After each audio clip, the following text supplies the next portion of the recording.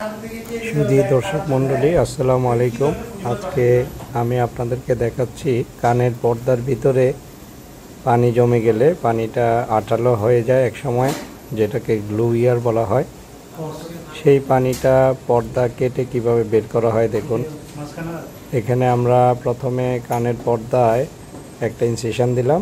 Incision দেওয়ার পরে দেখেন ওই ছিদ্র দিয়ে আঠালো পানি, একেবারে আঠালো, যেটা পানিটা অনেক ঠিক হয়ে গিয়েছে দীর্ঘদিন থাকার কারণে, এবং এটা আমরা সাকশনের মাধ্যমে বের করে নিয়ে আসছি। এই পানিটা থাকার কারণে রোগীদের কানে শুনানি কমে যায়, বিশেষ করে বাচ্চাদের বেশি হয়, যাদের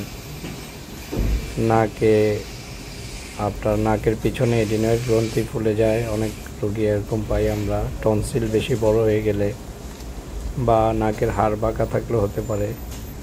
ঘন ঘন ঠান্ডা সর্দির কারণে নাক জাম হয়। নাক এবং কানের মধ্যে যে সংযোগকারী রাস্তা, যেটাকে আমরা ইউস্টেশিয়ান টিউব বলি, সেই টিউবটি ডিসফাংশন করে বা বন্ধ হয়ে যায়। তখন কানের যে মিডল ইয়ার আছে, মধ্যকর্ণ, সেটার ভিতরে পানি জমতে থাকে।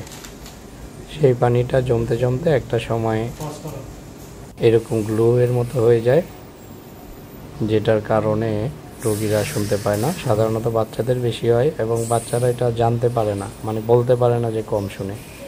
দীর্ঘদিন ধরে এটা থাকার কারণে বাচ্চারা মনে করে যে সবাই বোধহয় এরকমই শোনে।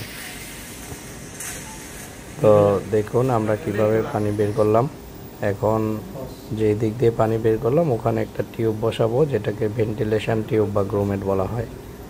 এটা বসানোর উদ্দেশ্য হচ্ছে ভিতরে আরও কিছু পানি রয়ে যায়, সেই পানিটা যাতে আস্তে আস্তে বের হতে পারে এবং পুনরায় যাতে পানি জমতে না পারে। এখানে পানি আসলেই আমরা এই ছিদ্র দিয়ে বের হয়ে যায়, এবং এই টিউবটি একসময় নিজে থেকে বের হয়ে যায় 6 মাস 1 বছর পরে।